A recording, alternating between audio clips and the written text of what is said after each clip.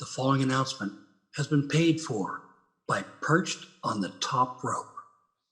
Hey, everybody, you're watching Perched on the Top Rope, where you get to see the biggest stars in the universe, even the whole effing show, the guy you would expect to see perched on the top rope. Am I right?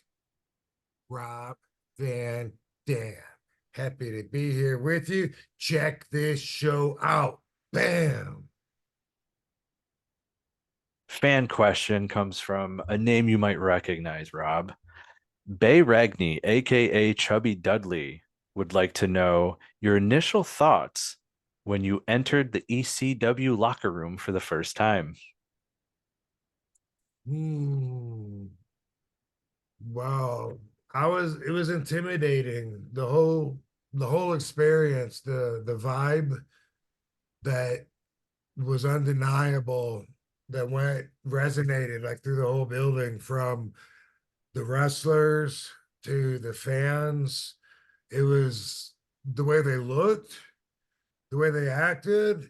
It was totally different than down south where I'd come from.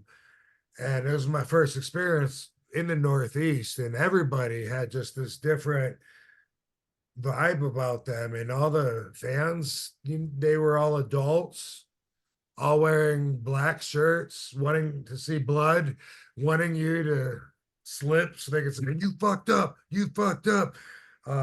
They were so opinionated and judgmental, and there was such a violent tone to the show, which I liked, but that's what's on my mind, is keeping with that hardcore style and adding chairs to my repertoire, and getting over in that way, to be different than, like I said, down south and stuff. And all of that hitting me at the same time as the music, which I wasn't really exposed to very much, that between grunge and, I don't know what if you would call it, metal, or I don't know, what would you call, like, White Zombie and Pantera, like what style of music is that? I'm not very musical. Death metal, maybe? Okay, well, Works for me.